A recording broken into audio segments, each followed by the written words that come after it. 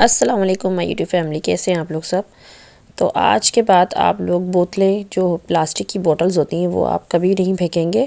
और जो खाली बोतल हमारी हो जाती है कोल्ड ड्रिंक्स के बाद या फिर कोई भी बोतल्स, तो हम लोग आजकल फेंक देते हैं और उसको या फिर कबाड़ के अंदर दे देते हैं।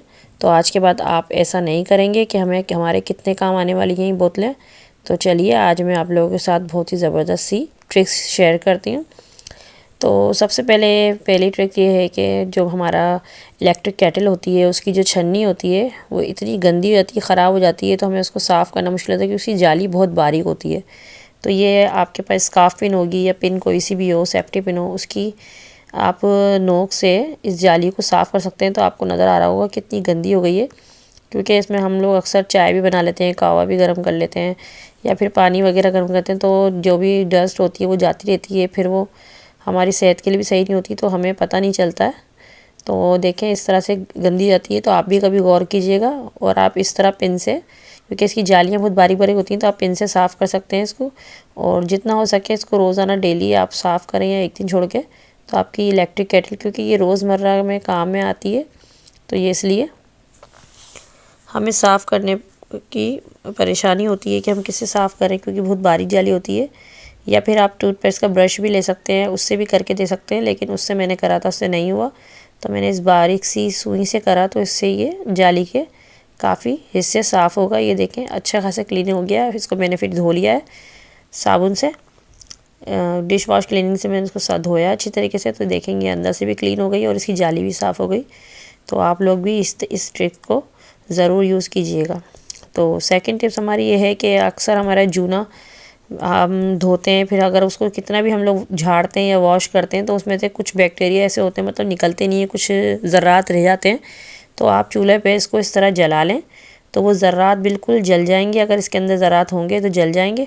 और फिर इसको आप चूल्हे पे से हटा के इसको अच्छी तरीके से झाड़िएगा। तो इससे ये होता है कि जिसके अंदर जर्म्स भी जमा हो जाते हैं, और फिर अक्सर हमारे जूने वगैरह में आपने देखा होगा बदबू भी हो जाती है। तो हमें चाहिए कि इसको अच्छी तरीके से वॉश करें और फिर इसको चूल्हे पे जला लें। तो देखिए मेरे जूने में इतने मतलब नहीं थे, तो इतना कालापन नहीं निकला। तो मैं अच्छी तरह धो लेती हूँ इसको, कि अक्सर होता है कि नहीं साफ़ होते, तो आप ऐसे कर सकते हैं।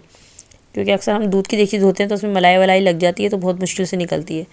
तो ये देखें मैंने घर में लिक्विड वॉश बनाया था, तो उसमें भी मेरी बोतलें कितनी काम आई थी।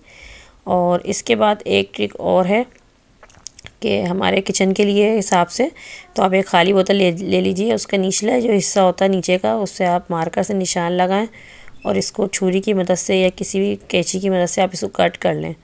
जब ये कट हो जाए तो इसमें आपको सुराख करने दोनों तरफ से। तो यहाँ पे आप किसी भी चीज़ से सुराख कर सकते हैं, कील से या फिर कोई छुरी से, किसी चीज़ से भी।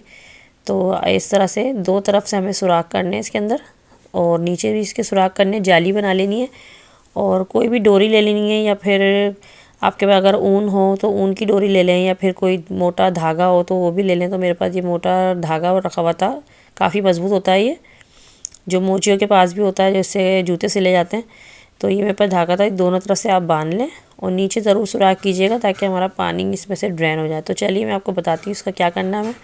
तो आप ये अपने वॉश बेसिन के जो नलका होता है इसके बाद लटका दें इसको, और इसमें जो भी प्लेट वगैरह में यहाँ पर कचरा होता है और बारीक बारीक हमसे नहीं उठता और हमारे वॉश बेसिन में जाके जमा हो जाता है और उठाने में परेशानी होती है, तो इसमें पहले आप डाल दें और फिर आप धो लें।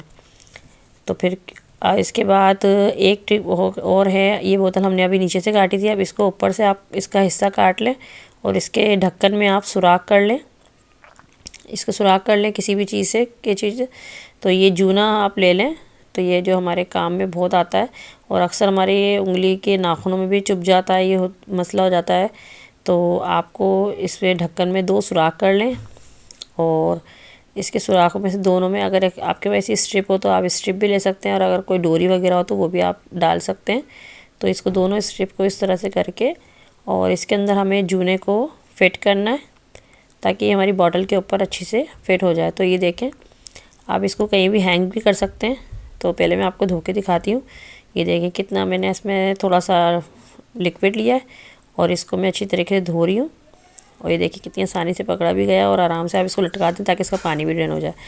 तो यहाँ पे मैंने एक बॉटल ली है, उसके ढक्कन में मैंने सुराख कर दिया और ये लिक्विड मैंने लिक्विड मैंने इसके अंदर डाल दिया है और अब इस आराम से हम इस प्लेट के ऊपर या किसी भी हम अपने बर्तन पे लिक्विड निकालेंगे और इसको वॉश कर लेंगे। तो चलिए आप दूसरी टिप बताती हूँ मैं आपको। तो आपके पास अगर आटा गुना हुआ है या फिर रात का रखा हुआ है तो उस पर आप थोड़ी सी खुश्की लें और बोतल के निचला हिस्सा को काट लें। जितना आप बड़ा आपको पेड़ा चाहिए उस हिसाब से बोतल ले लें। और ये देखिए मैंने बस कटिंग करी और ये हमारे पेड़े तैयार हो गए। तो देखा कितनी आसान टिप है। तो आप भी इससे फ़ायदा उठाएँ और जल्दी से अपने पेड़े तैयार कर लें। तो ये हमारे हाथ भी इतने ख़राब नहीं होंगे और पेड़े भी बन जाएंगे। तो जो हमारी मेन टिप है और जो मैं आपको बता रही हूँ कि हमारी झाड़ू अक्सर ख़राब हो जाती है, तिनके निकलते रहते हैं और हमारे हाथों में भी लग जाते हैं और अक्सर हमारे हाथ पे ज़ख़म हो जाता है, कट वट लग जाता है। तो आज मैं आपको इस बोतल के अंदर पूरी झाड़ू को समेट के दिखाऊँगी। तो ये एक बोतल ले लें आप और इसको निचला हिस्सा जो है इसका काट लें, कटिंग कर लें इतनी जितनी हमारा पिछला हिस्सा है झाड़ू का। तो मैंने इसको कट कर लिया है और इसकी तमाम जो रिबन है और इसके जो हैंडल है वो निकाल दिया है मैंने झाड़ू को। अब झाड़ू को मैं इस बॉटल के अंदर कर लूँगी। इसके सारे तिनके इसके अंदर हमें फ़िट करने हैं अच्छी तरीके से। इसको फ़िट करेंगे तो ये कि हमारी झाड़ू एक तरफ हो जाएगी और हमारे तिनके भी निकलना बंद हो जाएंगे, क्योंकि हमारे अक्सर हाथों में लग जाती है और झाड़ू भी बहुत। और इसके आगे की जो दुम है, मतलब जो आगे के मुंह होता है झाड़ू का, ये आप ज़रूर कटिंग करें ताकि हमारी झाड़ू बराबर हो और हमारी झाड़ू काफ़ी टाइम तक यूज़ हो। महीनों तक भी हमारी झाड़ू ख़राब नहीं होगी। तो अब आप आ जाएं चूल्हे पर आप आँच चलाकर इसको करते जाएं और एक हाथ में कपड़ा रखें और इसको कपड़े की मदद से आपको दबाना है और ये जो हमारा प्लास्टिक है ये अच्छी तरीके से हमारी झाड़ू पे चिपक जाएगा। तो हमें ना तो नीचे कोई डोरी बांधने की ज़रूरत पड़ेगी, ना ही कोई झाड़ू बांधने की ज़रूरत, मतलब कोई रस्सी वगैरह हमें अपनी झाड़ू के ऊपर बांधने की ज़रूरत पड़ेगी। तो देखें आराम से झाड़ू भी लगाई जा रही है और झाड़ू पकड़ी भी जा रही है। आप ज़रूर ये टिप यूज़ कीजिएगा और मुझे बताइएगा कैसी लगी आज की आपको ये टिप। तो फिर मिलते हैं इंशाल्लाह किसी नेक्स्ट वीडियो में। जब तक के लिए अल्लाह हाफिज़।